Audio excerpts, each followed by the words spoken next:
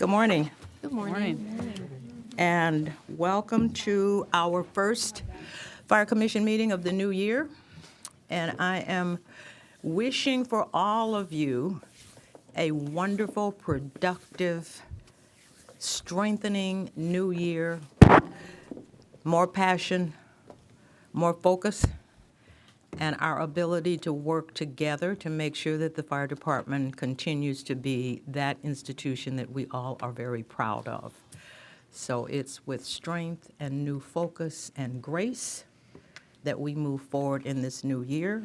And to all of my colleagues, we're going to buck up and meet you halfway. So, Happy New Year. And it is now, we're late. Ms. Gomez, can you call the roll? Oh, yeah, call the roll first. I forget. Hadley Hayes. Here. DeLugich. Here. Babcock. Here. Hara. Here. Woods Gray. Here. Fire Chief Crawley. Here. Deputy City Attorney Linda Nguyen. Here. You have a quorum. Okay. It's now time for commission comments. Want to do the flag salute? Oh, the pledge. Stay standing. Chief Crowley. Okay. I forget that all the time. It's like a new thing. Hand over your heart. Ready, begin. Of the United States of America and to the republic for which it stands, one nation, under God, indivisible, with liberty and justice for all. Please remain standing and join me in a moment of silence in honor of our past and present members of the Los Angeles City Fire Department who devote their lives to the protection of our community. Thank you. Now, we come to commission comments. Commissioner Hara? I attended the all-civilian employee holiday event, and it was at Hodgkins, the upper deck of Hodgkins. It was a great event, I thought. And Hamburger Habit provided the food. and just as yesterday, basically, I participated in the Kingdom Day Parade. And I actually ended up getting mixed messages. One where I was going to be riding with the UFLAG president and our fire chief, and another one where it told me to be at Vermont and Martin Luther King. And then when I got there and I contacted the chief of staff, said, we're at the fire station, which was like 2.5 miles away, and I started walking. And happily along the way, Captain Robert Hawkins saw me, and he invited me to ride the Stentorian vehicle, which is probably more appropriate anyway for the Kingdom Day Parade. So it was a fun parade. Good. Corinne, did you vote? Unfortunately, I didn't make it, no. Are there other commission comments? Madam President, I would like to, I saw this on, I wouldn't have known it had I not seen it on I think, some video or something, some social media section, but I want to congratulate Chief Steve Zimmerman on his retirement. I met him years ago when I first came on. He was my Hollywood connection, and he was, when I first met him, he was putting up Christmas lights at his own house that day. I remember that distinctly, and his wife got him to the phone. Anyway, I just wanted to congratulate him on his retirement and wish him the very best, because he was a really fine firefighter and a great person to work with in the department. And I also wanted to congratulate and thank firefighter Mike Marquez over at Toy Central. I call it Toy Central. I don't know what they call it over there, but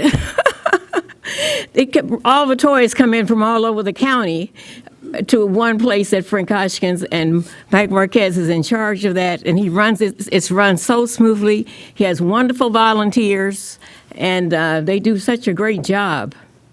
of bagging up the toys for all of the community groups and getting them out to the community groups. And I think it's just a wonderful project that we participate in because we satisfy and make so many. I think it's like 150,000 toys that are given out every year. Think of all those little smiles on all those little children's faces. And then things that I had never thought of, teenagers. They had makeup for teenagers. Aha, oh, wow. I thought of toys, but as I walked through and said, what's in this box? And what? Makeup. Oh, yeah, teenagers would probably love that. And in fact, even some little kids would love playing with makeup. But they do a fantastic job. It's run very smoothly. And I just wanted to commend him, Firefighter Mike Marquez and his staff, and especially the volunteers who come there and work year after year. Students, all kinds of people are there helping. Retired firefighters. It's a wonderful operation, but it helps so many people and it makes so many kids happy. I can just see the smiles on their faces at that particular time. So I just wanted to mention those as a couple of things that I am aware of and wanted to acknowledge. Thank you. You're welcome. I want to thank every fire employee who sent me condolences at the loss of my husband of 53 years. Here's what condolences are for me. They're little pushes of strength. And every time you get one, every time you hear one, every time you read one, it allows you to reconnect yourself to being human. And it gives you the strength that you need at that terrible time in your life to reconnect yourself and to know that people are thinking about you and they're taking little pieces of themselves off of themselves and putting it onto you. And so anybody who thinks that condolences are just kind of, well, this is just kind of what we do, kind of pro forma, that's not true for me. Every time I heard one, every time I got one, it was that little puff that said, just breathe. Just breathe. Just 1 minute at a time, one step at a time, one day at a time. Janethia, just breathe. And so I want to thank everybody that sent me one or that thought about me, because that's really what condolences are all about. It connects us together. So thank you. And now we are going to move on to announcements, meetings, and events. All right, thank you, ma'am, very much. So I'll be reporting on my meetings and events from December 5th through January 15th. And I'll start, Madam President, with you. Just a brief, like you said, condolences. We've spoken. That's what the LAFD is all about, coming together and supporting one another. You're part of our family. And we are here for you, like I said, and anything that we can do for you and your family, we're standing with you and beside you. Thank you. With that, I'll go ahead and move on. We went to many holiday events and retirement breakfasts and luncheons, so just a big picture of a full December month. A wonderful holiday season. I'll just be focusing on a couple of the other events that I feel are important for everybody to hear about. So December 8th, we had our UCLA paramedic graduation where we had 5 of our LAFD members graduate. Now with that, just wanted to share, I'm feeling confident in our plan forward as we continue our efforts to fill our paramedic vacancies in the field. We currently have 27 of our LAFD members that are in paramedic training. 9 just started their didactic or classroom, and we have 18 that are in their field internships. We're working very closely with EOPS and Emergency Medical Services Bureau to create a paramedic staffing plan. So that's just who's currently working towards their paramedic license. So we have 27 members. So that's a strong number. We're going to continue to build off of strategies. December 12th, I had the opportunity to welcome and thank our Fire Scope Task Force and Operations team. We did host that at our Frank Hodgkins Memorial Training Center. Wonderful opportunity to highlight their work each and every month. They come back and they're doing really, really good work for the Fire Scope as well as for the state. December 14th was Council District 12. That was Councilmember Lee's district. We did attend their annual holiday breakfast, had the opportunity to go out and meet and greet with their community members and leaders. A wonderful opportunity to represent the LAFD. December 15th, so thank you for mentioning this, where we did have our Spark of Love ABC 7 event. They do an amazing job. Firefighter Marquez and the volunteers, like you already spoke about, do an incredible job each and every year.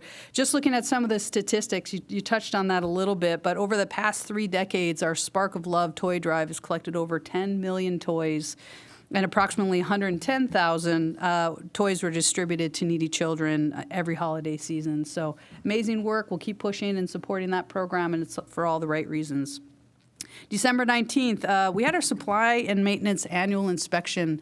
It's a really good opportunity to walk through and see the incredible work that our civilian and sworn members do over in our supply and maintenance. You talk about where everything starts. Such a tremendous mission is accomplished there each and every day. They do incredible work, and we got to highlight that and spend a few hours over there and thank them for all of their hard work and dedication. Really, really amazing opportunity to highlight them. That same day, that was a civilian holiday luncheon over at Frank Hodgkins, thanks to our staff that pulled it together very, very quickly. We had a really good turnout, and any opportunity we have to bring our members together and celebrate their hard work and what we did in 2023 was a really, really nice event. And I believe that our members were really happy to come together. They had a great time. December 23rd, I attended our flag ceremony over at Fire Station 100. That was for firefighter James Stiglich that passed away from cancer recently. Had the opportunity to meet with his family and friends. Just a small venue, and we are going to be celebrating his celebration of life this next Friday. But just the flag ceremony is very, very special for the family. A lot of retired members came back just to be able to talk with the family and support them in their efforts. So job well done over at Fire Station 100. January 1st, actually through the month, we put out a message, and this is for purposeful action. Let's just be very clear there. And just to be clear, January, the whole month, we are going to make sure that we're focused on firefighter awareness, Cancer Awareness Month. I don't know if you knew, I pulled some of these and my staff pulled some of these numbers, and firefighters face a 9% higher risk of being diagnosed with cancer and a staggering 14% increase in mortality rates compared to the general public. So that's why we're working hand in hand with our labor organization, with our Chief Officers Association, and it's purposeful action that we need to take to make sure our members are aware of it, but also that we maximize our ability to use the tools that are before us for early detection. So just real quick, we have 4 weeks. It's a 4-week program. Week 1 is understanding the scope of cancer problems within the fire service. Week 2 is scientific research related to occupational cancer. Week 3, prevention, education, and best practices. Week 4 is leadership, survivorship, and cultural change. So again, real purposeful action that we need to make sure that we're really supporting our people the best we can to make sure as we focus on firefighter safety, health, and well-being. So that's going to be through this whole month of January. January 2nd was a Christmas tree recycling demonstration presser. Just a wonderful opportunity to get out there in front of the press and make sure that the community understands safer ways to recycle their tree. We just want to minimize risk any way that we can, so it was an honor to be part of that. We also had our photo of the year winner with Channel 35. I'm not sure if everybody's aware, but all those incredible pictures that we see in the media, in the grapevine, just in the news, these are, majority are all volunteer photographers, and they do an amazing job capturing what our people do day in and day out. So we did select the winner. Was first, second, and third place, and we announced that on Channel 35. January 10th, and these are just little nuggets, but really important pieces we need to highlight. We had an open house for our Command 1. It's a brand new tractor trailer. Think the hard work of our grant section that works really hard. This was all purchased through UASI. Did this walkthrough. It's an amazing tool for the LEFD anytime we go out on these large-scale or small-scale events. Now we have a command center that we'll be able to run our command post out of. So amazing work from our staff to get that from the very beginning and all the way through that we can actually start using it. On January 11th, Battle of the Badges with LAPD. We came to the table. We're going to be competing against our other first responders as well as law enforcement, and we're going to try to figure out who can donate the most blood. We know that there's a tremendous shortage in blood, so I was on record saying the LAFD is going to come in full force to donate as much as we can to the American Red Cross.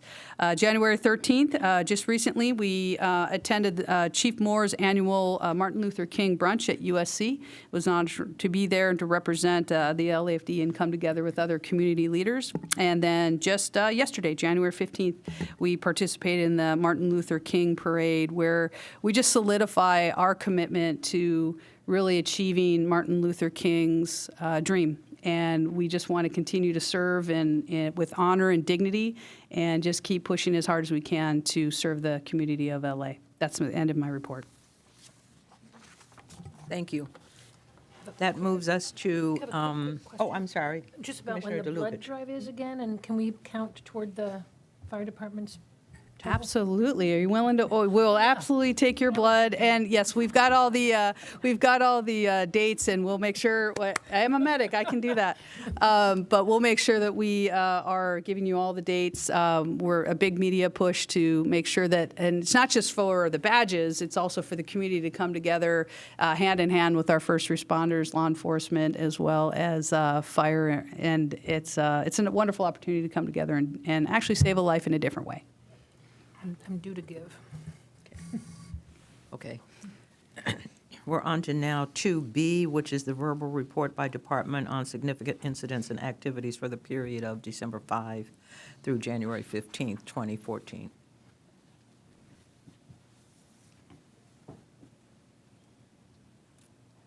Good morning, Madam President Hudley Hayes, Vice President DeLucich, Fire Commission, Fire Chief Crowley, Deputy City Attorney Nguyen, Letitia, command staff, members, and valued guests. My name is Vincent Alvarado, and I am the Executive Officer assigned to Emergency Operations.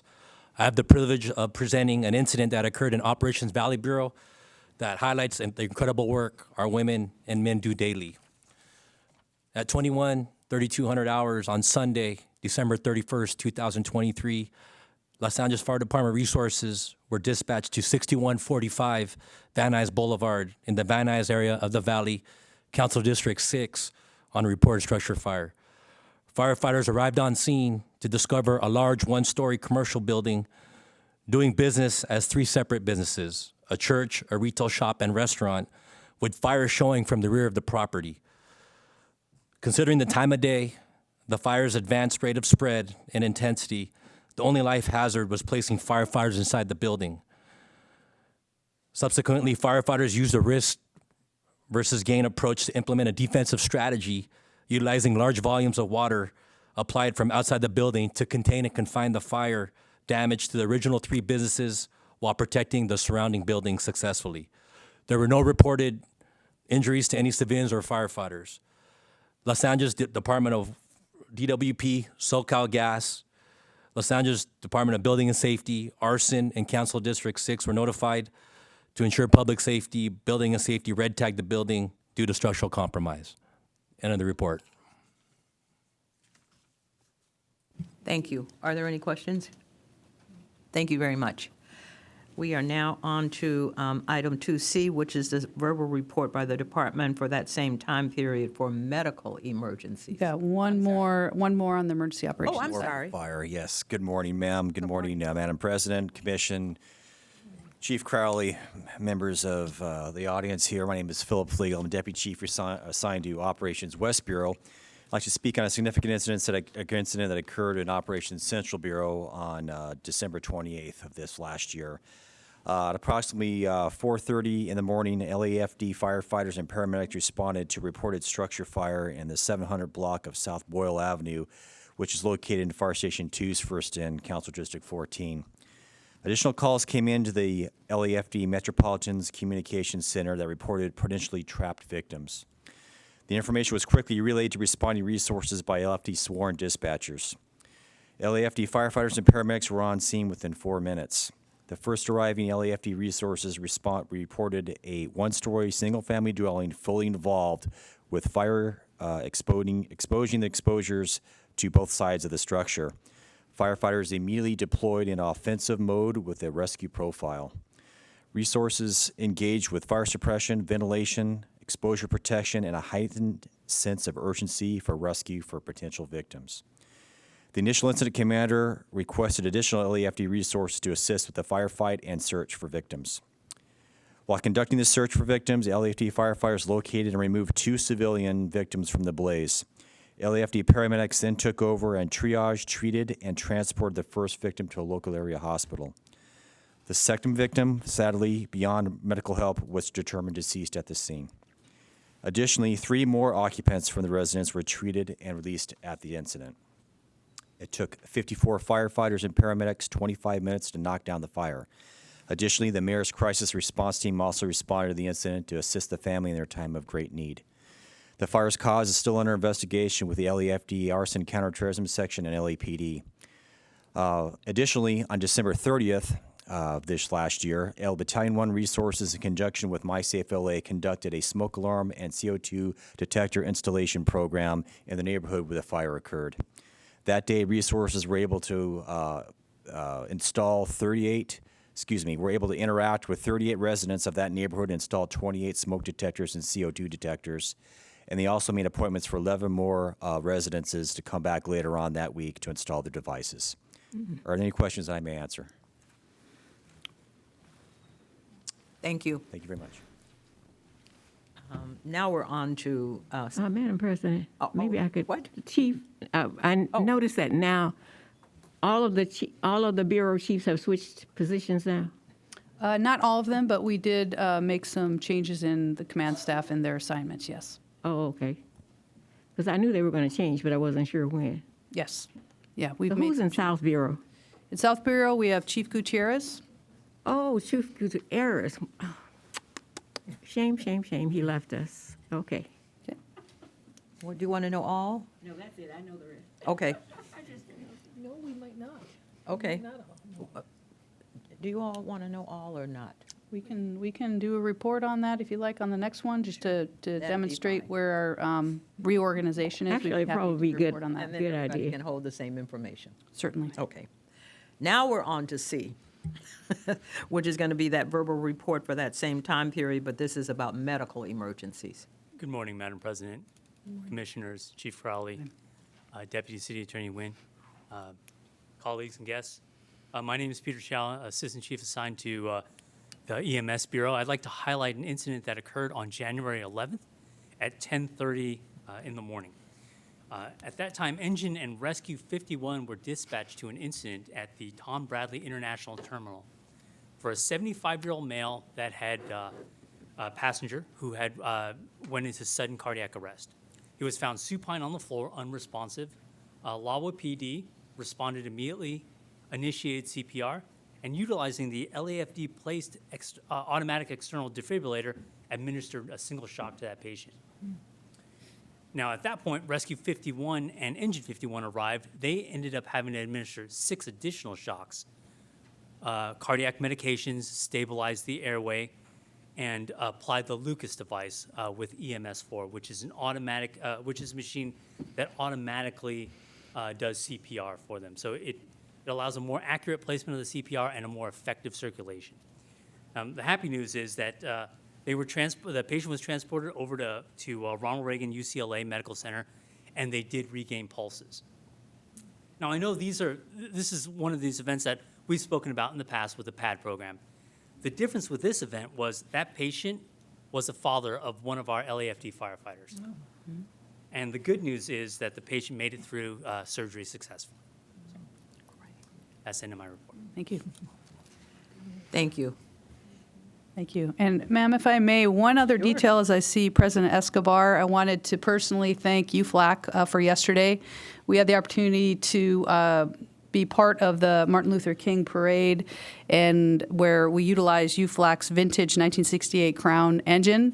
And I'd like to commend, my command staff who was there side by side. We had firefighters from Fire Station 94 and some UFLAC executive members, but President Escobar did an excellent job driving that double clutch 1968 Crown. I think that you said you originally were trained on. So just want to make sure that we provide that shout out for all the right reasons. So thank you, President Escobar. Thank you. And the staff, and your command staff and all, you look really great on TV. All right, great. Thank you. Okay, that brings us to the consent calendar. We have 1, 2, 3, 4. I'm sorry. There's, if we don't have any presentations, there's also public comment. Oh, Okay. well, where were you with the card? Just one. That's a come I didn't remember.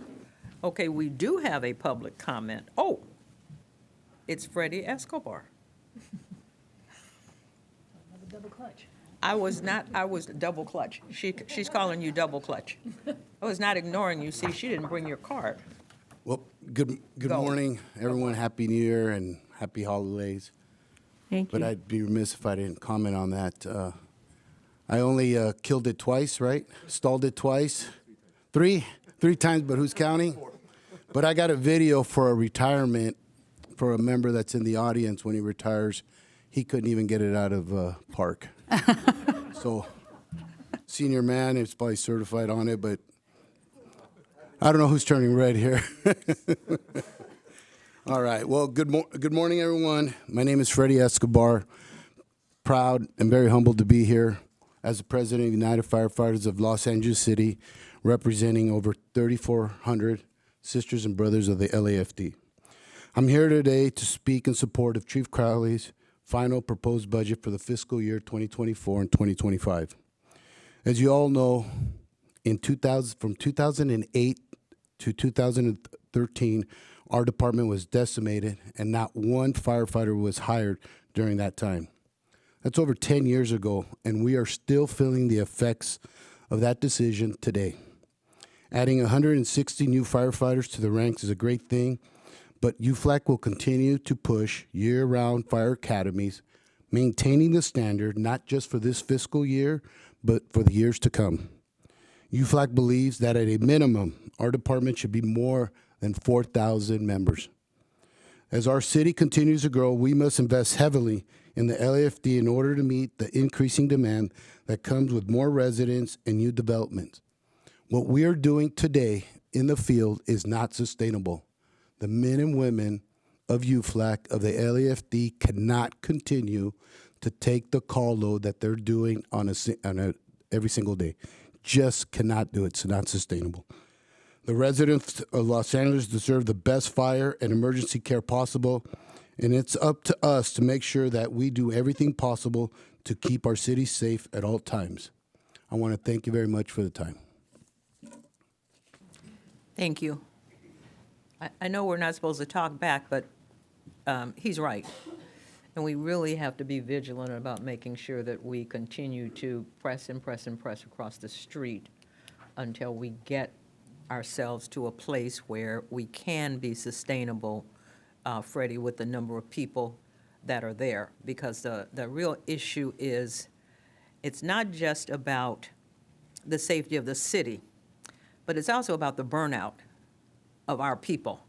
It's about the stress that happens that the city doesn't understand and the residents don't understand, that when you're doing that many calls back to back to back to back and people are doing overtime,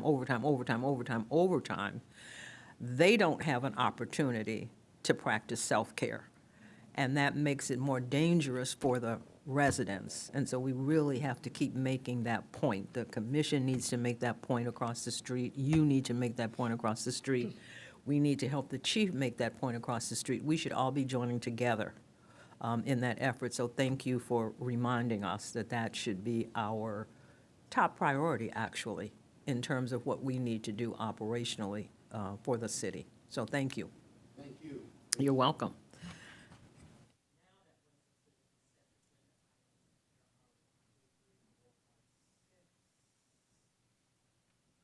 Oh, sorry. Oh, 6 of them. Does anybody want anything pulled off the consent calendar? Okay. I don't have to read them all off, do I? No, you okay. Named items A through F. Okay, so they're all receipt and file, except for C, where we're going to approve and transmit to the mayor and the office of the city administrative officer. Do we have to say something different about that? We have E We can too. just move all of them. I move that we send items A through F through on consent. Okay.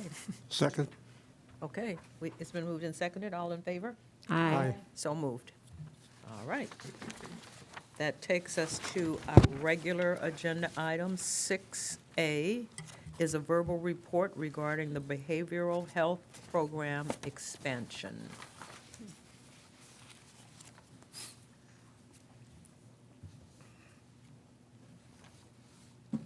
Good morning, President Hadley Hayes, Commissioners, Chief Fire Crowley, City Deputy Wynn. My name is Crystal Madrid. I'm a fire psychologist for the Behavioral Health Program. Today I'm provide a little background on the Behavioral Health Program, as well as discuss the expansion and be open to questions as well.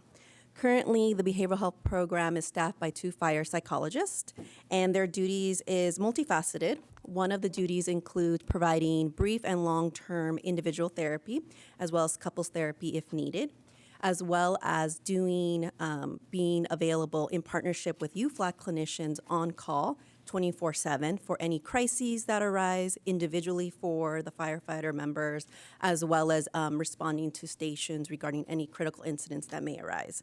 And additionally, and more specifically, we also provide programmatic interventions, meaning any trends that we see in the department, either through individual consultation, through direct conversations with the fire chief, or with other individuals within the department that we feel needs to be targeted, then we'll do specific interventions targeting that. For instance, about 5 years ago, unfortunately, we had a suicide for a probationary member.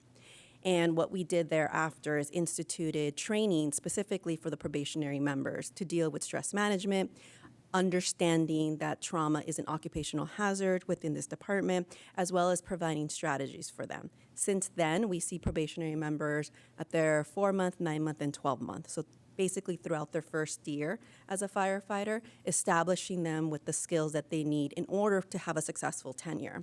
What we have seen from that program is that individuals that have gone through that will come back year 3, year 5, because they've already have established a relationship with a fire psychologist. They've learned skills. They now learn to recognize signs and symptoms of mental health issues. So they'll come when they see it, and then we can circumvent it so that they could then, that prevents them taking time off of work, issues within their home, and essentially makes them a happier member of the department.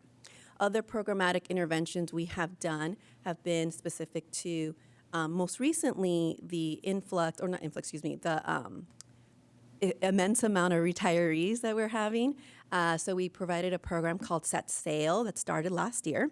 And what we did 2 virtual meetings as well as 4 in-person per bureau meetings where we detailed members that we knew were going to be ready to retire in January. And we had a panel of retirees that were there that at different time periods of when they have retired in order for them to talk about their experience as well as preparing these members for what to expect. We also had at that time individuals there from the credit union, from deferred comp, from pensions, in order for them to really get their questions answered and really get a sense not only financially of what to be prepared for, but also mentally, like what is that transition look like?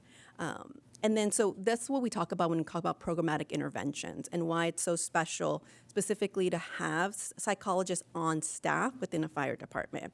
From my understanding, I think there's only about 4 or 5 departments in the nation that actually have fire psychologists on staff. Most departments do consult with other professionals, but when you have folks in staff, you are able to understand what's happening in the moment and then immediately do an intervention.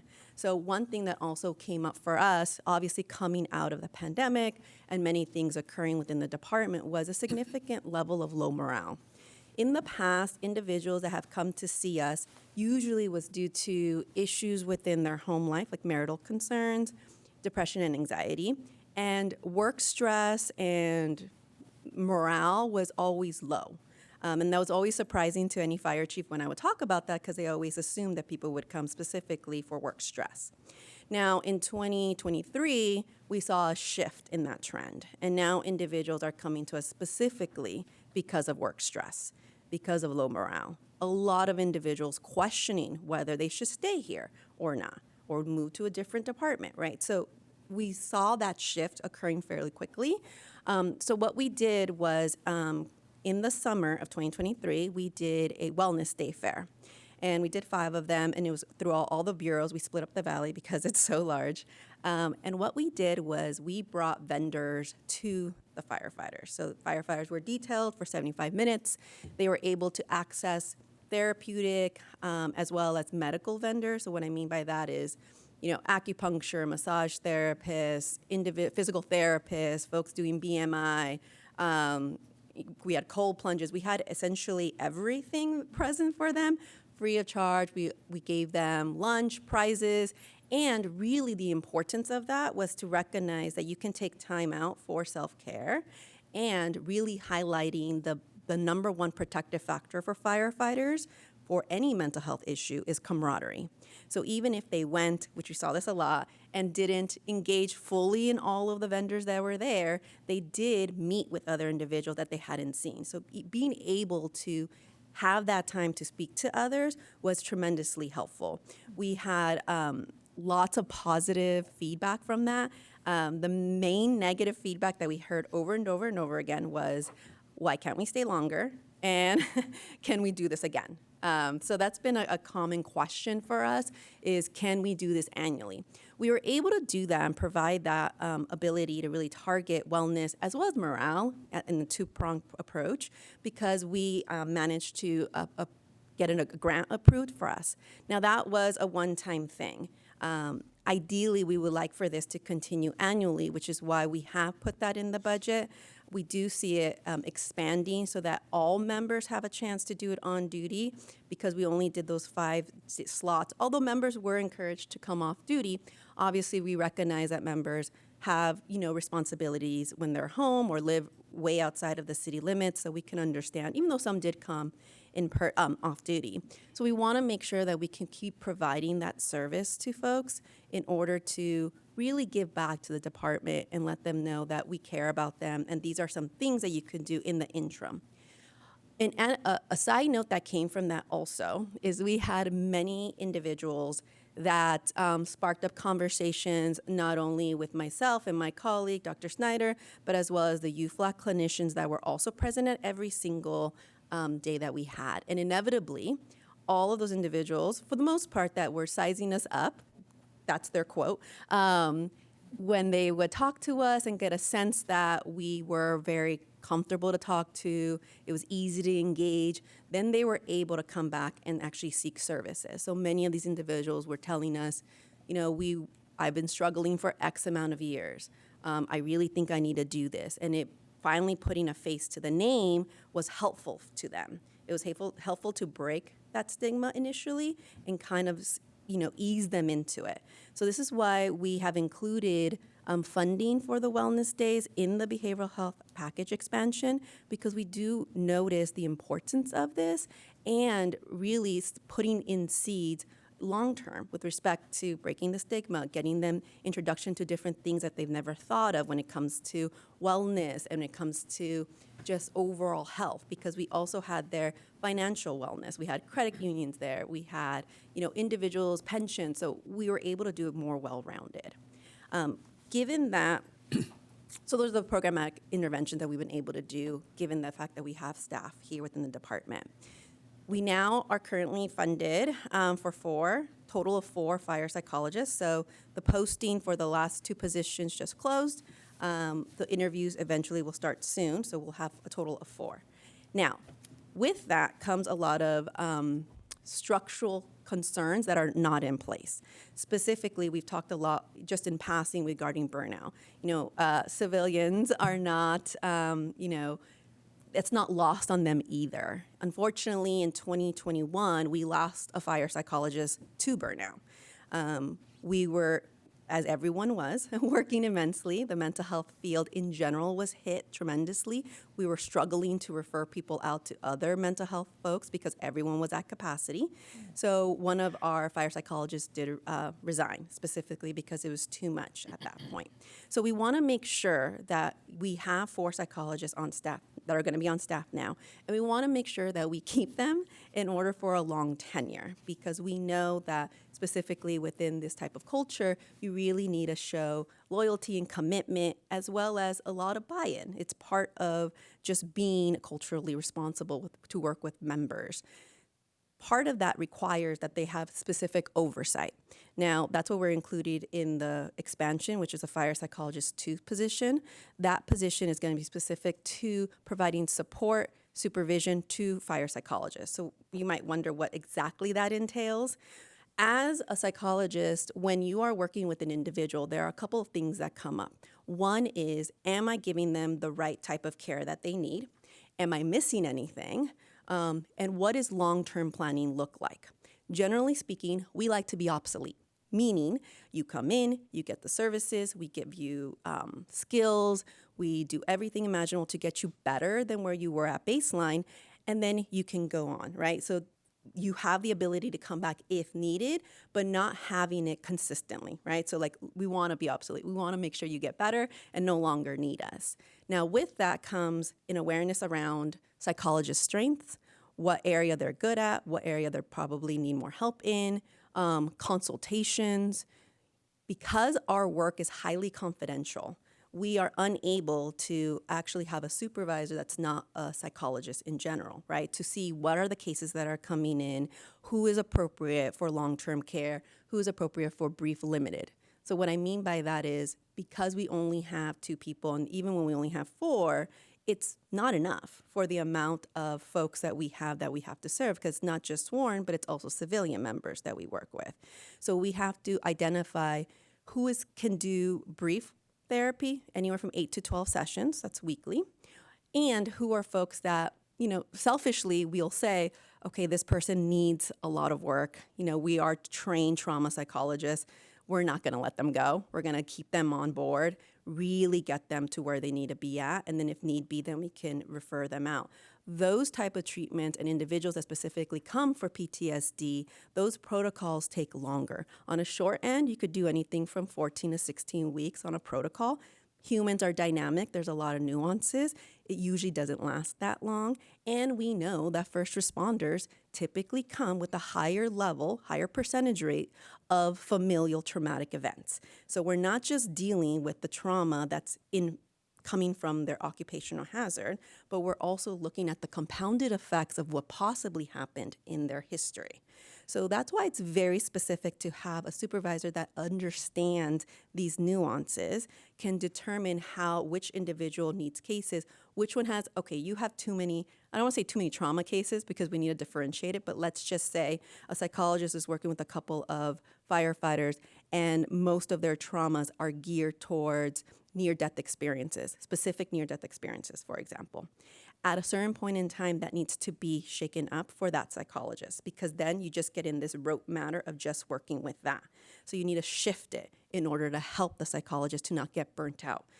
Being a trauma psychologist, as most people can imagine, you are taking on a lot of information. But we're highly, highly trained, which means we know how to take on that information and not let it burden us. We have things that we do prior to a session, things that we do after a session, and what's most specific in order to help burnout within us is being able to talk to each other, having a cohort, having a consultation around this is what's going on, this is what's happening, which is why we think it's incredibly important to have that essentially a middle manager role of a fire psychologist too, to help establish those aspects of it. And then additionally, what we added to on top of that is someone that's going to oversee the entire program, which is titled the Chief Fire Psychologist. Now, this individual will be the subject matter expert at specific commissions, be on different boards such as Fire Scope, the Behavioral Health Subcommittee, work with Medical Services Division on appeals for incoming potential members who didn't pass the psychological exam. They are now appealing. So then the fire psychologist will review and see should the appeal stand or not. So there's so many different intricacies that this position will also hold. It will be able to also look at programmatically what's happening within the department. What do we need to do? How do we establish that? Do we need more treatments here? Is there a particular battalion that we need to focus on? This position will also be able to focus on getting more grants, looking at how can we help think creatively outside the box. Yes, we're asking for a budget, and I think it's incredibly important, and it sends a clear message to the department when our budget is approved that you do care about mental health within our members, but specifically not being hindered by that and seeing what else we can do to really help our department so that all the members that are in it can have a successful tenure and essentially not be questioning should they leave or not. This is something new that's even come up even in my short tenure here.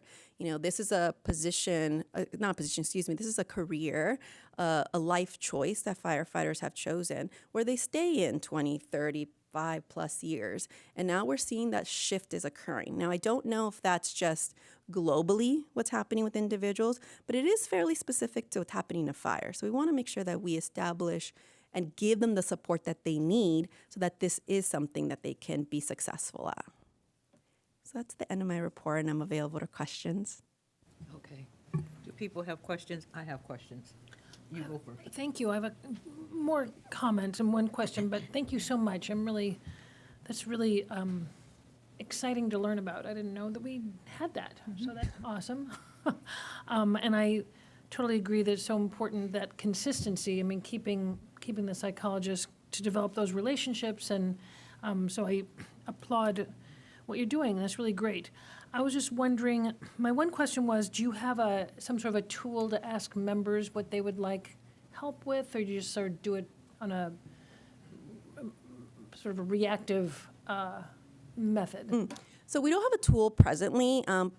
We're trying to be proactive with respect to visiting stations, asking members what exactly they want, what they need. At our wellness days, we also did a survey with respect to, did you like it? Did you enjoy it? What more do you need of this? So we have been doing it in that way. Reactively, I wouldn't say it's reactive because essentially when we do, it's more like an observation, what we see, but we also are constantly open to folks. And any engagement, I don't know if any of the audience will notice this, but anytime I speak to somebody, I'm always like gauging what they're talking about, what they're interested in, what do they need more of. Even just today, sitting here and listening to the reports that were said, I'm coming up with other things. For instance, this cancer initiative.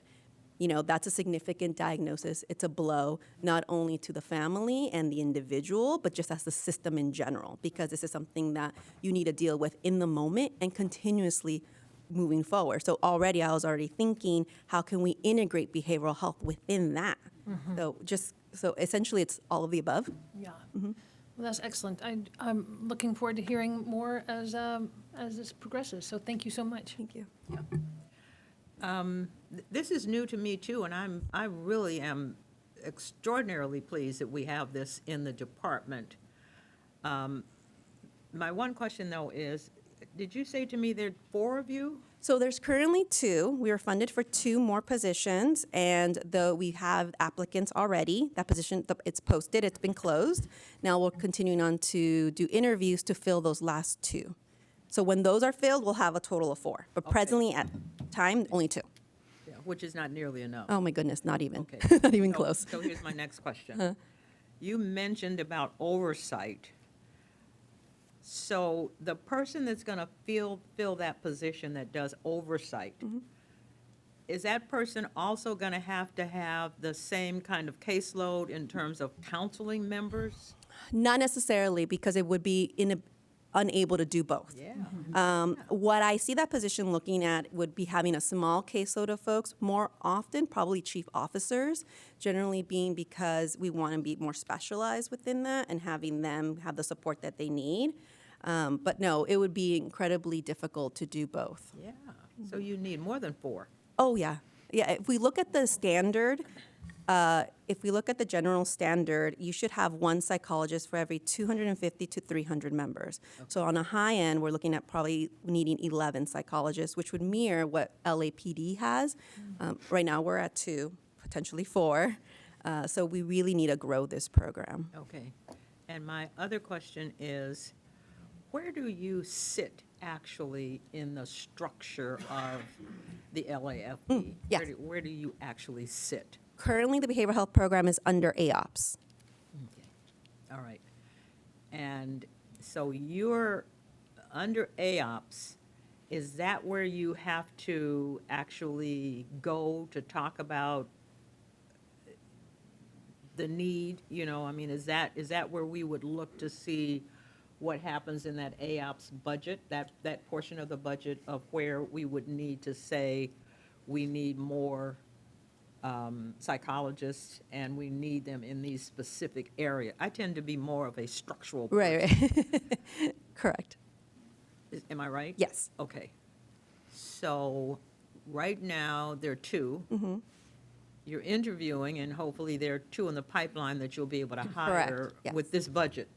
They're already in the Yes, budget, yes. these next 2 positions. But you're still going to need someone who's going to fill that oversight position, who also will not have to do the counseling, which I can't imagine how they could do both. And so are you already in conversation with AOPS and with the fire chief in terms of what needs to happen as we're building the budget for the next budget cycle? Yes, correct. We are in conversation with that. It has been established what that position will look like, the description. My understanding is that it's, we're And moving it's forward. 2 positions, right? It's the Right, it's the, supervisor plus the chief fire Right. psychologist. Right. exactly. Right, so this is just to add on, so thank you, Dr. Madrid, as well. We're in constant communication. We meet monthly.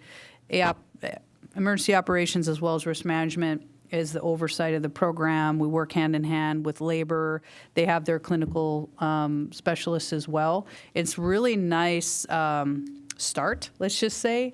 So our goal is to fill those 2 positions, to have 4. We're asking for the 2 additional positions, supervisory and the chief fire psychologist, in this next budget. And then in the end, we just want to continue to grow this out. We've seen a tremendous value to the members, to the department. So we're just going to continue to advocate for the appropriate resources. There's so much work to be done. And we just want to create the perfect model for our members, so wherever they feel comfortable, whether it's going to UFLAC's clinical specialists or to our fire psychologist, it's going to be there for the members. And in the long run, it's going to be a better model just to take better care of our people. Freddie? So how does that work? You're doing clinical stuff on one side, and they're doing what they're doing. Is there some way that you are integrating, or Yes, they work in collaboration. can you, Yeah. Sure. Freddie? I can answer as well. So we do work in partnership and collaboration. I meet weekly with the Director of Clinical Services over at UFLAC. We talk because we do share duties with respect to on-call, so there is a lot of overlap within that. So we talk about concerns that have arisen, any individuals that maybe have been utilizing on-call frequently or an area that has been using it frequently. We also do trainings with each other. For instance, they'll invite us over to train the peer support members. So we work very collaboratively. I want to say that's last year specifically. We've always worked collaboratively in partnership, but I want to say since last year, it's been the strongest, I believe, that's ever been within UFLAC clinicians as well as a department psychologist. So the reason why, they have 2, and like what the fire chief was saying, is that inevitably, you're going to have members that don't want to come to the department psychologist, and that's fine. We want to make sure that we get them the avenue of help, and if they're going to UFLAC as an avenue of help, that's great, and therefore they have that. The same can also happen if someone is disgruntled or upset with the union, for example, then they can come over to the department psychologist. And, I feel comfortable speaking for the UFLAC clinicians in that all of us do not have ego in this game. There's plenty of work to go around. We want to make sure that we get individual members to the help that they need, even if that means someone outside of us. So often people will come and ask us, oh, I had this incident, but I have a therapist that I've been working with long term that I really like. What do I do? Normally at that point, I say to them, continue working with your therapist, allow me to sign a release of information with you, and I will talk to your therapist and I will provide them some cultural competency around the fire department, what's going on, so you don't have to field those questions. So I do that often, and most of the clinicians do as well, in order to make sure that we get the member where they need to go, not necessarily like, oh, this is our stronghold, you need to come to us, because that doesn't make any sense. So how many do you have on your side, Freddie? What is your, I'm sorry, but this is a new thing that has come up, and I think it's really important. I mean, this is one of the reasons that commission meetings are so important, because we learn all these new things.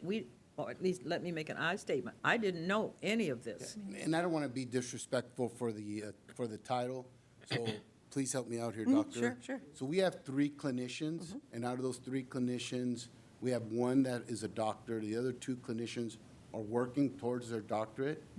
In collaboration, and I have to go back a few years, this has been very close to my heart, to UFLAC hearts, to now Chief Crowley and her command staff.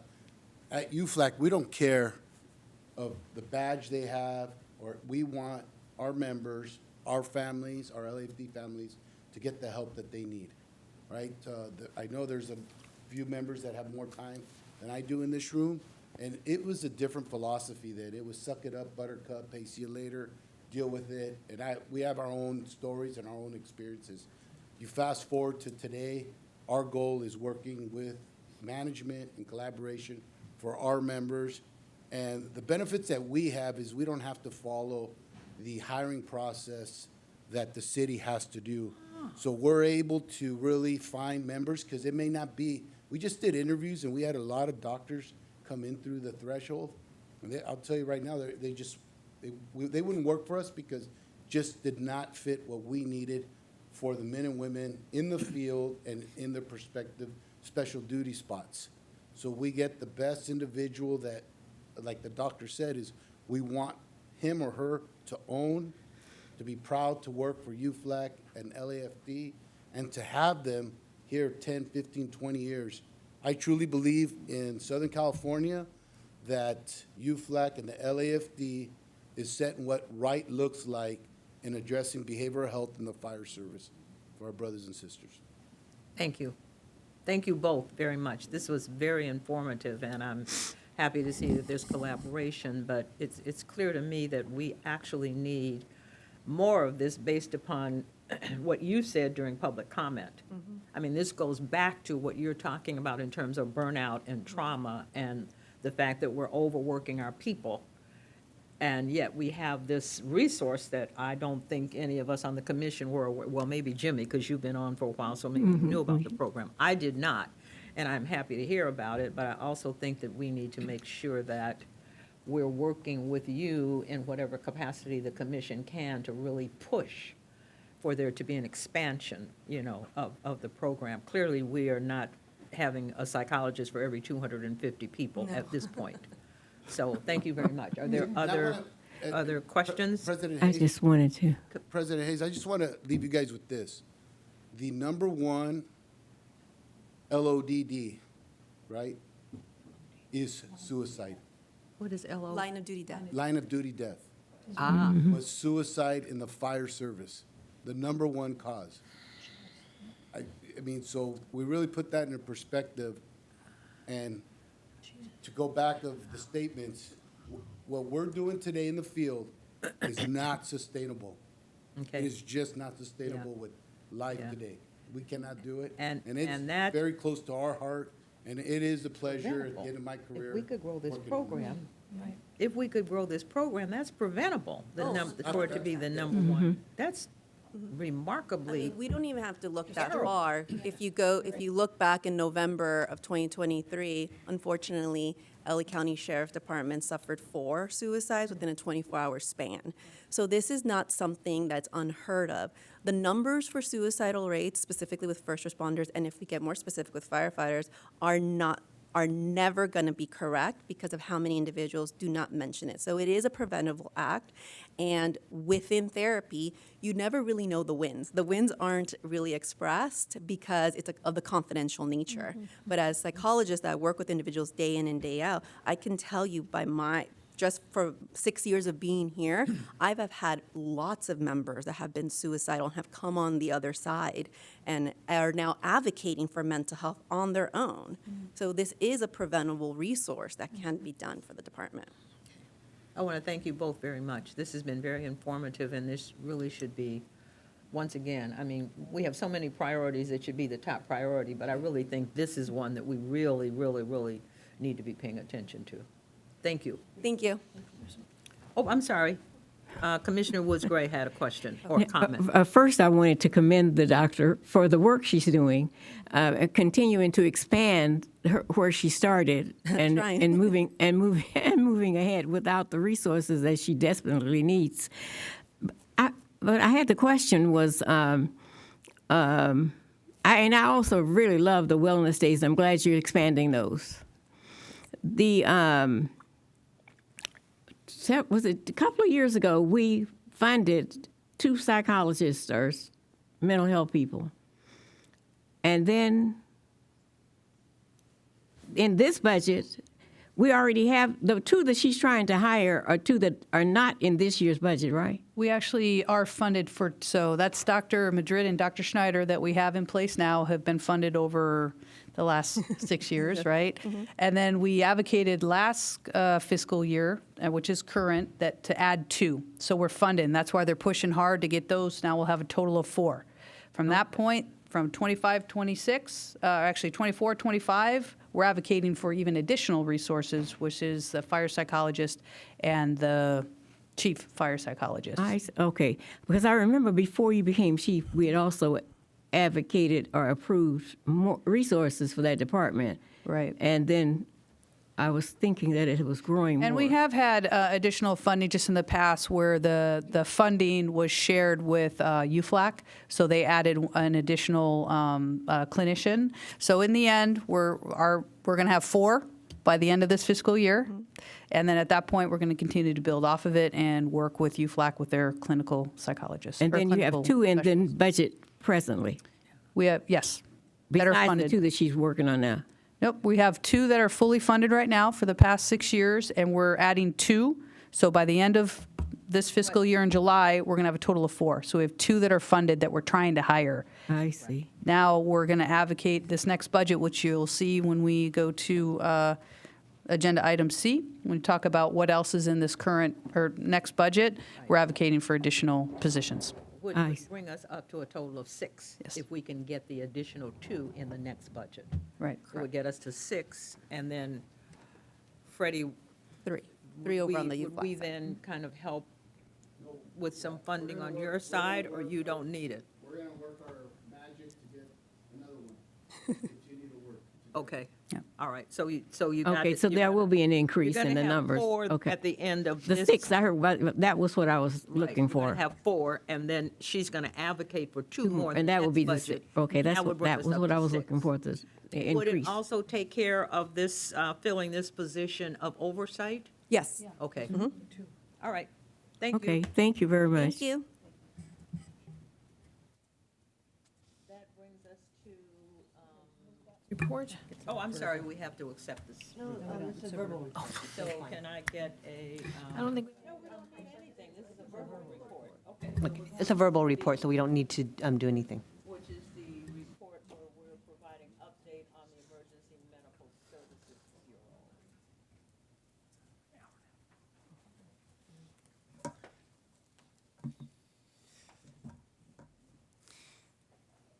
Madam President, Commissioners, Chief Crowley, Deputy City Attorney Nguyen, colleagues and guests. My name is Peter Shao, Assistant Chief with the EMS Bureau, and I'm here to present a comprehensive overview of the EMS Bureau and an update of our activities. I apologize the monitors aren't working this morning. You have a PowerPoint in front of you, so I'm going to try to track along that as best as possible. I'd like to begin with saying that the LAFD is the largest healthcare provider in the city of Los Angeles. That's a resounding statement, and that goes to show the dedication of the men and women of the Los Angeles City Fire Department and the pivotal role that they play within this city. We average over 1,100 EMS responses per day, and a large number of those responses involve multiple patients. So, in order to successfully manage that type of a call load, the EMS Bureau is laid out with three fundamental functional sections. Admin and training, which is our paramedic training unit, planning unit, quality assurance, and our EMS training unit as well. EMS operations, which is our field operations, and the last unit is our mobile integrated health and medical dispatch support. And I apologize, I'm just jumping forward on the slides. So,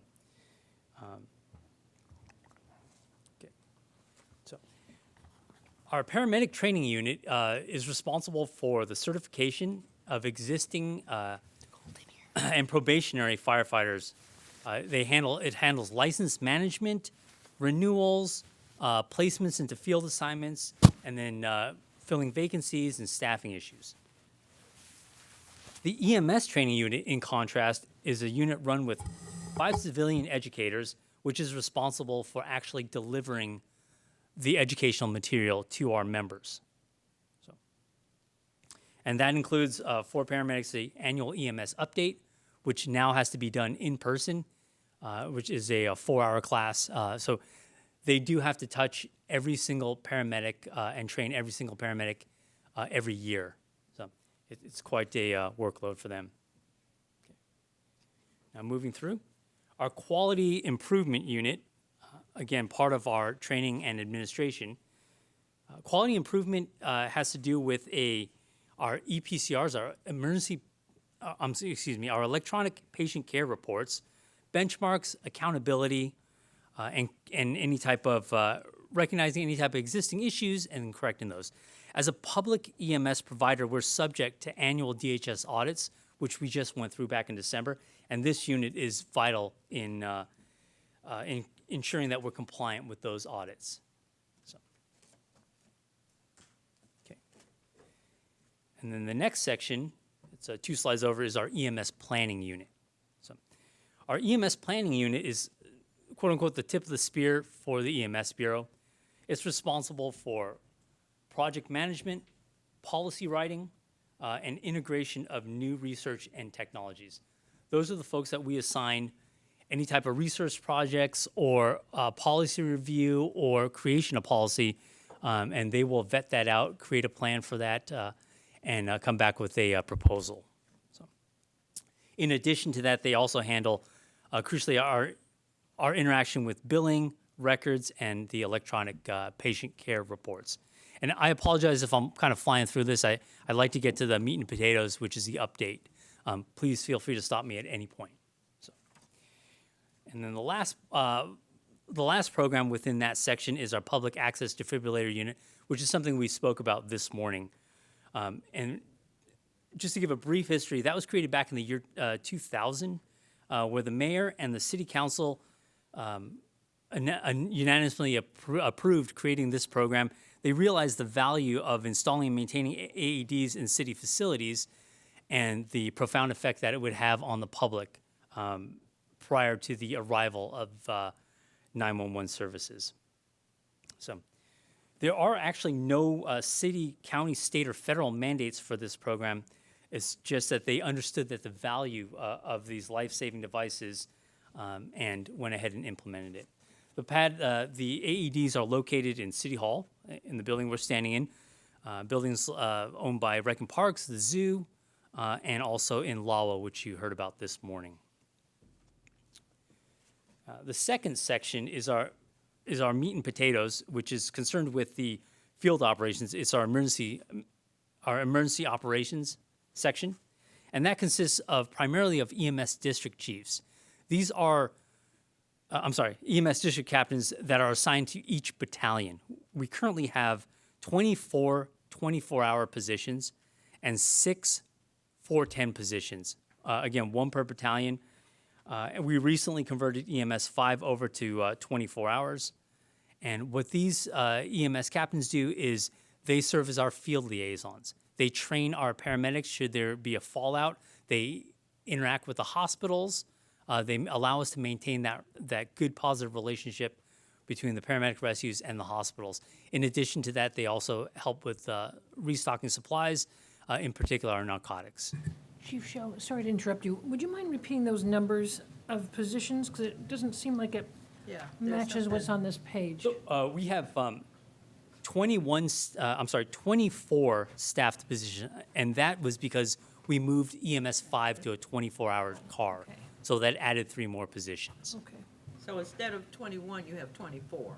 Correct, ma'am. And instead of 6, you have 7. Instead of 7, we have 6. Instead of 7, you have 6. Yes, ma'am. On the other side, okay. Okay. Thank you. In conjunction with the EMS captains, we also have a special operations unit that consists of a cycle team.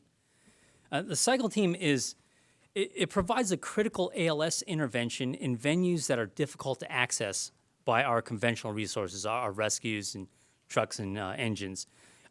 They attend events such as the Rose Parade, sporting events, LAX, and they are able to provide that quick defibrillation, and then they're supplemented with the rescue when it does arrive on scene. They're staffed by a EMT and a paramedic, and in addition to that, we also have a mobile gator that is staffed by paramedics, which is just a smaller type cart that we can use to transport patients up to the paramedic rescues. And the final section is our mobile integrated health / medical dispatch support.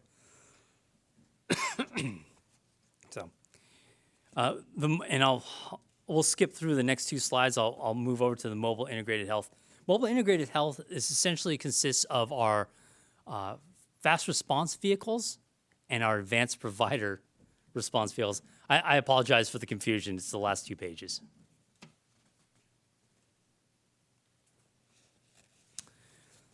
So our advanced provider units are staffed by a paramedic and an advanced provider such as a RN or a physician's assistant. What we've noticed is that they are especially effective in dealing with our low acuity patients that need items such as stitches or medications refilled or more of a consultation than necessarily taking up a bed in an ER. So they are targeted towards that demographic. I apologize, ma'am. It's the last 2 pages of the slide.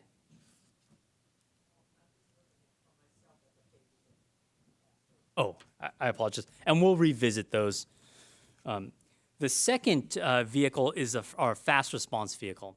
That's staffed by a firefighter paramedic and a firefighter.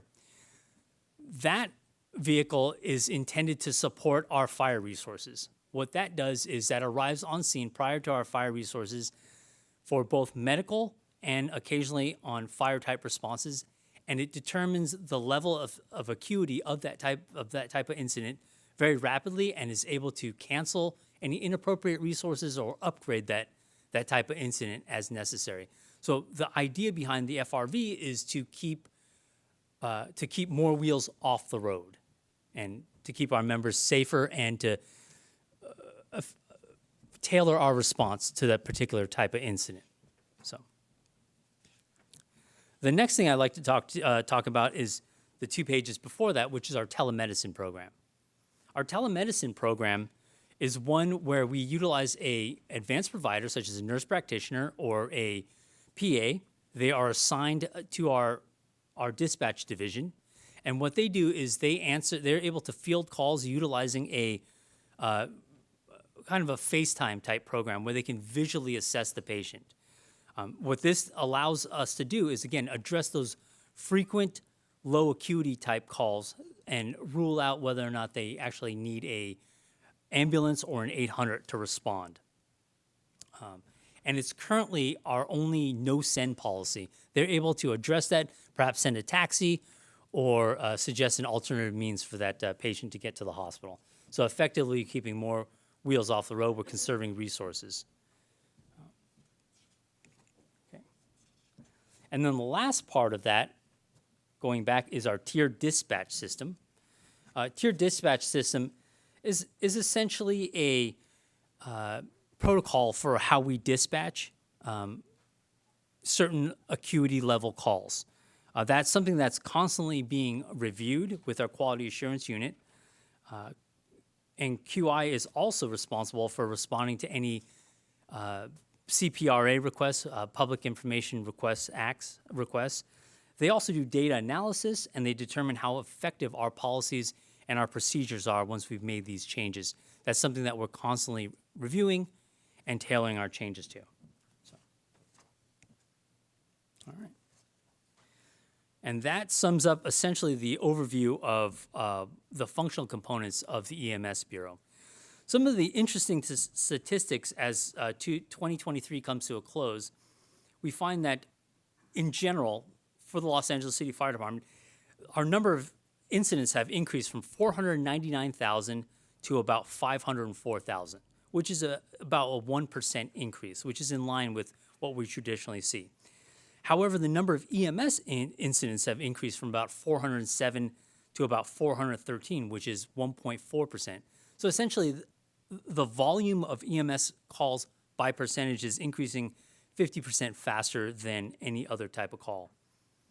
Given the Citygate standards of practice study, what they're noticing and what their research has found and what our data supports is that what we're seeing is an increase in these low acuity type calls that don't necessarily require a paramedic rescue or an 800 to respond. They simply need some type of attention or some type of help or direction. So, one other statistic that we've seen too is that transports have increased from 211,000 to 222,000, which is actually a significant 4.8% increase in just 1 year.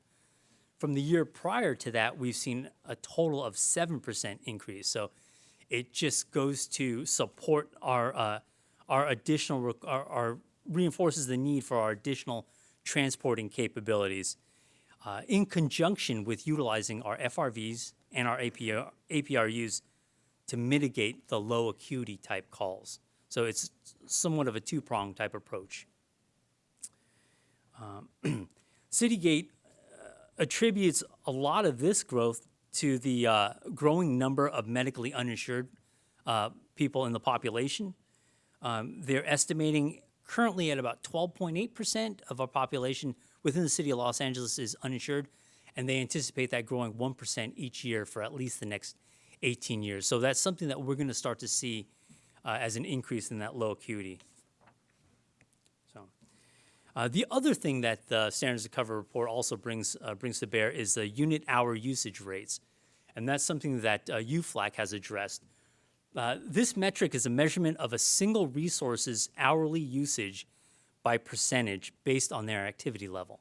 So what they did was essentially they incorporated how busy a particular firefighter, paramedic, and or individual resource is utilized every day. Just on responding to incidents. They calculate that for maximum efficiency, you should see about 30%. That allows 70% for recuperation, training, maintenance, and so forth. What Citygate found was that up to 20 of our paramedic rescues have a unit hour usage rate of over 50% for 12 hours at a time. So that again underscores the need for additional type resources. And then I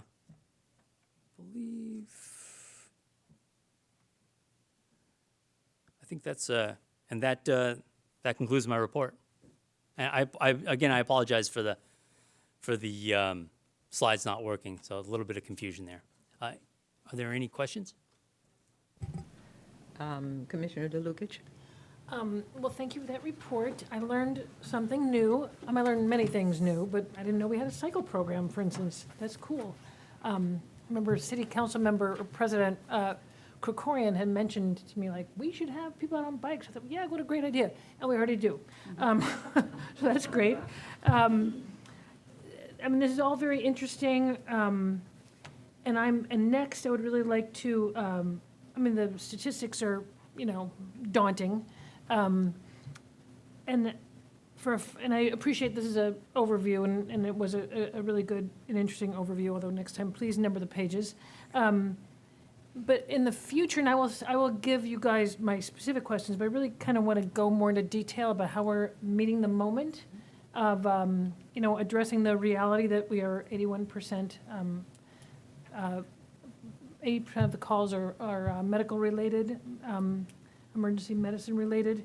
So I do want to know more about recruitment and training and the dispatch system. When I spent some time with the paramedic captain, a lot of people were complaining about the whole dispatch algorithms. I have no idea. I don't remember I had to go through my notes, but I would love to hear more about like a lot of those things we've tried, things we might try. I know we're doing a lot of things with the APRU and the FRV and the emergency paramedic program. So I'd like to know more. And again, you don't have to take notes now. I will send you something maybe in a month. We can get some more specific on some of these things, because I know we're doing some of them, but I would like to hear, and I would like to learn what you guys are learning, what we've tried before, what we might try in the future. But I appreciate the overview. Thank you. You're welcome, ma'am. In addition to that, we also have a report due in March on the feasibility of the single-function paramedic. Yes, right. I mean, we could do all that at the same time, maybe. Yeah, but that I don't think addresses what Commissioner DeLucich is talking about. Right, not just. I mean, that's one piece of it, for I sure. mean, I think what we're looking for is more specificity. This is, I agree, this is a great overview and a great introduction, but what we're looking for is more specifics about the structure, about the dispatch center, about what you're doing when you're knowing that our EMS calls are now, 51%, 52%? 81.9, ma'am. How many? 81.9. Okay, 81. What are we thinking about, or what are you projecting? Because they're going to get worse. I mean, one of the things that you said, which I found astonishing at the beginning of the report, is that we're the largest healthcare agency in the city. What does that imply? So I don't want you to tell me now. But what I want you to know is that we need to understand exactly what that means and why that is so. Why are we the largest healthcare agency in the city? Is it because we have so many uninsured? Does it have to do with homelessness? Does it have to do with, I think it's those kinds of things that we're looking to have specifically. And I think that Vice President DeLucich has a number of questions that she's going to give to the fire chief so that the next time around, we can get some of those questions answered. Now, I have a question, and it just may be me because I'm not thinking about it, but on this, where it says the Los Angeles City Fire Department, I think it's the third page, it says EMS Bureau members. Is that what EMSB means? Yes, ma'am. And it says you have 69 sworn and 17 civilian. Is that it? That is it. For all of this other? That does not include the field resources. Those are supervisors, EMS captains, people that are assigned to EMS Bureau. Confusing. We Right. didn't understand, because this little, when I saw this, and then you went on with the overview, and we saw all this other stuff. Right. Somehow or another, you got to try to figure out how to integrate for us from a governance perspective, as opposed to just an operational perspective, so that we can understand how to kind of tackle this with you, because clearly EMS is going to become more and more important as we go along, right? Because we're going to have this tsunami of old people You know, by 2025, the city's going to just be adrift, you know, just drowning in old people. That sounds Are you sure it terrible, hasn't already arrived? That's but- an image. but, yeah. Tsunami of old people. Yeah, me, a tsunami of people like me, old people.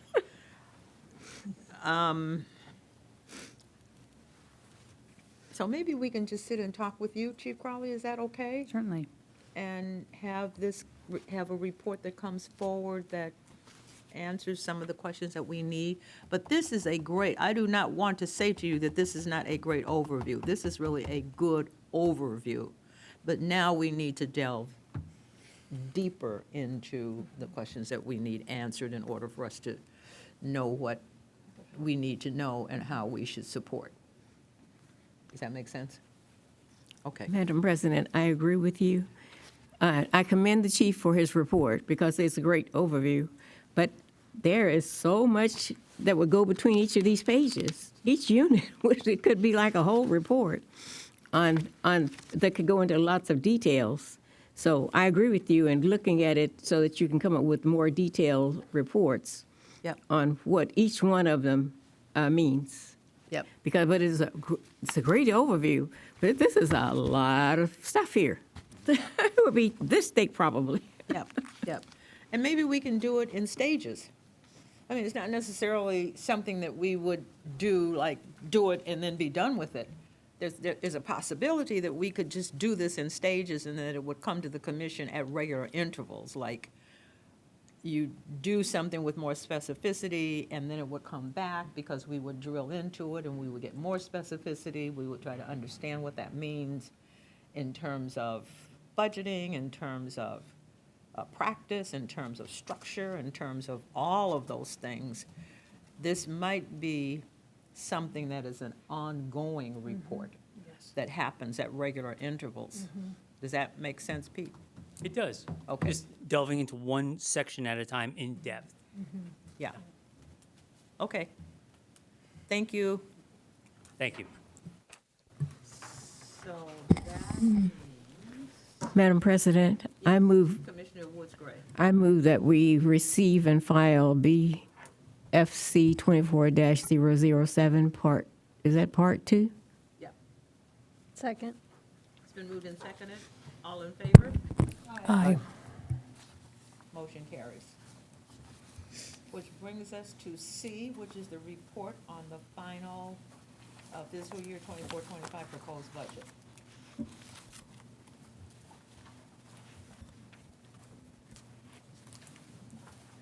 Good morning, everyone. Good morning. I'm here to present the final proposed budget for fiscal year 24-25. My name is Sandra Ocon. I'm a Chief Management Analyst in the Financial Management Services Division. Commissioners, before you is the final proposed budget for fiscal year 24-25. We're presenting this to you for your review and final approval. The preliminary proposed budget was presented to you on November 7th, 2023. And since then, staff worked diligently to prepare all the corresponding forms and supporting documents and updating all the salary information to finalize the proposed budget, which was due to the Mayor and CAO's office on November 17, 2023. The proposed budget from the department totals $1.1 billion for various resources, which includes $914 million for the operating budget. This includes all salaries for sworn and civilians in the department and various expense accounts for all programs throughout the department. The proposed operating budget, excuse me, totals $78 million above what's funded in the current fiscal year. The non-departmental requests, which includes MICLA, the unappropriated balance, funding for capital and technology improvements, totals $170 million. And that's broken down by as follows: $33 million in requests to be placed in the unappropriated balance, $20 million for capital and technology improvements, and $117 million for MICLA requests. some of the highlights of what's included in the final proposed budget totals with various programs, with various requests is a total of 131 additional civilian positions and 174 additional sworn positions, in addition to continuing 35 resolution authorities. Additional highlights for the proposed budget includes funding for training, including recruit training, paramedic training, the first-year funding for the standards of cover, first year out of 3 years for the proposal of the standards of cover. There is a request for a fire chief psychologist, and that position, it's a new classification, so that classification was recently added, as well as a psychologist at the 2 pay grade level. Excuse me. As I mentioned before, there's also requests for numerous technology requests, and as well as capital improvements at various fire stations. The board report included excuse me, the board report included a summary of all of our accounts, what is in the adopted budget versus what is being adjusted for next year. And that's where it gets us to a total of $1.1 billion for the proposed budget next year. We also included the report or the list of all the different packages that had to be submitted as part of our proposed budget.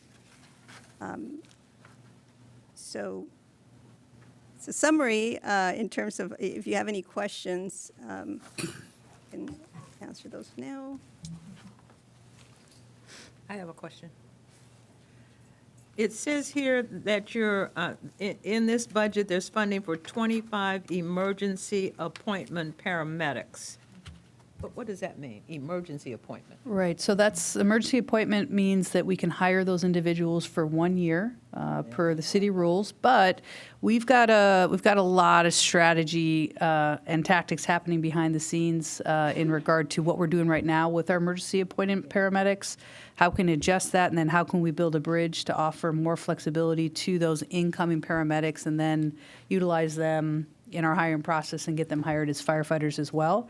The here and now problem is we have a lot of paramedic vacancies. Okay. We're very well aware of that. We're putting, strong strategies moving forward, working with UFLAC Labor, Emergency Operations, and EMS Bureau to fill those vacancies as quickly as possible. And the emergency hire paramedics is part of our play in regard to filling those vacancies. For a way for us to get them in. Right, but and you then have a bridge them larger over. strategy for a way for us to keep them. Yes. Okay, all right. When to find them. Go ahead. Go. No, I'm saying, and to find them, like, again, we got a lot of. Right. We got funding for up a lot of vacancies, so how do we? Madam President. You don't have I yours. don't know if she can hear me. Madam President. Okay. Wait, I have another Oh, question. you have another question? Go ahead. I thought you were So finished. then down here further, it says adding staff resources for fee-supported fire prevention support. Is that the one that I'm always having a fit about, that we don't get any money back? That's part of it. That's one way, at least from the Fire Prevention Bureau side of things. The fee funded that's actually how we fund our inspectors. So there's a number of state required inspections that that's should be an easier way to create funded positions where the funding comes out of their work when they conduct their inspections, so it's fully funded. Usually from the city side, if it's fully funded and we're asking for additional resources, they can kind of see, okay, the adjustment, the funds are going to come in and it's fully funded, versus asking for new positions. That's where we have to strategize and move towards city leadership to support us in that. Okay. And then one more, Commissioner Woods Gray. This is the Continuing Capital Improvement Expenditure Program, funding for health and safety improvements at various fire stations. Does that also include, you remember when we had that report where I think it was Fire Station 17, where we were worried about the fact that there was, exposure? Right.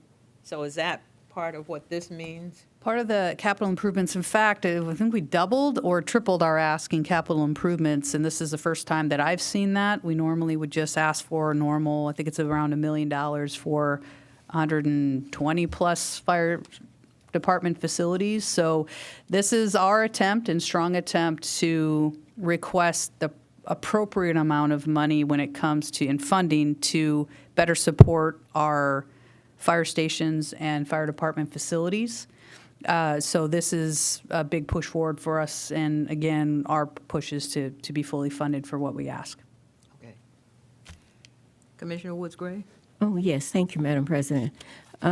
Chief, the paid hand crew, is that the, what do we call them, Crew 3 or Crew something? 3, right. So Crew 3 currently is all volunteer. Those are volunteers that come out. We train them, but they're not being paid to be fire department employees. This budget that we're currently in, we were funded to pay 13 individuals. Right now, we're still working through the city process to get them hired, but I was just briefed, we're getting closer. So again, our goal is to fill all of our funded positions by the end of this fiscal year. So we should have 13 brand-new hand-crewed members that are paid. This ask that you're seeing here is to double our hand crews. So the way it should work in an appropriate type of a scenario is we have 2 fully funded hand crew that we would now support, and we're trying to double it is what we're asking for.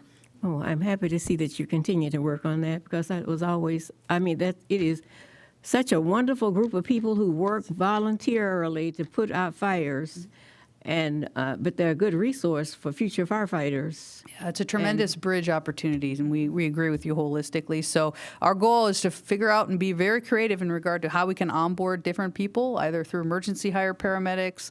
We're working towards potentially an emergency hire EMT, if that will work, to onboard people in bridge, as well as our Crew 3. Very good. Thank you very much. Are there any, are there any real changes that you can, from the last budget you brought us in this budget today? In terms of from what was presented in November, no real changes. Really, the focus was on finalizing all the documentation that has to be provided, updating all the salary information. So that's really the main change. When we came in November, it was more of an estimate, and now this was the final document. And this one's more specific? Yes. Okay, thank you. And also, we talk about the strategy of having the support of commission and to advocate for our needs. I'm going to say it. I've said it in the past. I'll say it again. Is our ask is the ask. It's not inflated by any means. This is based off of metrics. It's based off of the reality of what our rank and file is dealing with out there. So this is a record budget ask, but for all the right reasons. So we're paying attention to the firefighter safety, health, well-being, but also looking at what we're trying to do holistically with adjusting the staffing, which is we're understaffed, under-resourced, underfunded. So this is a realistic ask, and we ask for your support as well, as we're going to be advocating over the next few months to be fully funded.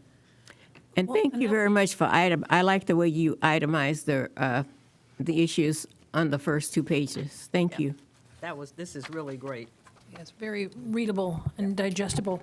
And I just wanted to ask, do you feel, Chief, like this is, you've got a great relationship with the mayor and with many of the city council members. Do you feel like this is achievable? That's a great question. I would say that's why we're asking for it. I think this is our reality of what we need to operate and sustain our ability to better serve the community in the city, but also our members. So this is what we need. Let me just be very clear. Now, all the competing interests and everything that happens within the city, I can't answer that question. I feel like we do have a lot of support, and we're walking in step with Chief Officers Association as well as UFLAC leadership. We're going to advocate really, really hard for all the right reasons to be fully funded.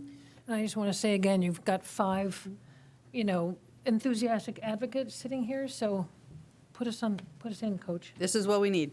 Where does it go first? Which committee or department sees your budget and works with you first? Excuse me. So right now, the CAO's office is doing their analysis Okay. of all the requests that were submitted. In March, the fire chief will go before the mayor's, I believe the mayor's office to discuss the proposed budget. April 20th is usually the date that the mayor's proposed budget is released. And then it's, all the proposed budgets are scheduled before Budget and Finance Committee, and that's typically in May. And then eventually it goes to full council for review and approval. Okay, so is the Budget and Finance Committee an important place, or is it the CAO's office? Or is it the mayor's office? Well, oh, go ahead. Here's what I'm recommending. First of all, I also want to make sure that this very first bullet right here, where we're talking about funding for training, including continued firefighter recruitment with the completion of one out, that budget, there. I think we need to spend special attention to that in terms of recruitment and how we need to have that built out, because that article that came out that said that we're top in hiring people that don't live in the city was not a good optic. It just wasn't a good optic when we're asking for. So that's number one. So I think we really need to concentrate on what kind of strategies we need to have for recruitment, where we are getting people who live in the city, people who we would want our tax base to increase the city, because then we get to say, look, our people are here, they're paying taxes, we need more money, yada, yada, yada. So I think that's one thing. But the second thing is this, and I don't see, oh, there you are. Matt, you're in the room. We need to make sure, we've been talking about it, and I want to make sure that it doesn't fall off the radar.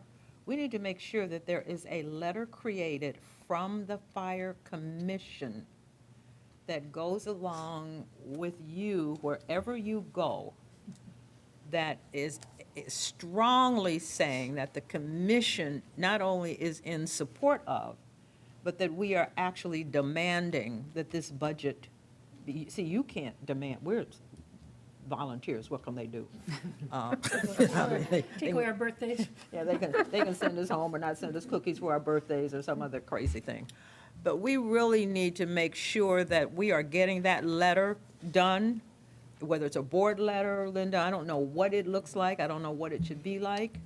And then my recommendation is that when you go in May to sit with the budget, you take one of us with you, so that you're not just there and saying, and the commission supports me, but that you have somebody from the commission, I volunteer, certainly, the woman with the big mouth, somebody who's sitting right there next to you, who's saying, you can do all the detail stuff because we wouldn't know how to do that. But somebody who's sitting there and saying, and by the way, we're very cognizant of A, B, C, D, and E, and we are here with the chief, all five of us, and maybe one person, that we are not asking, we are saying that this is what the fire department needs.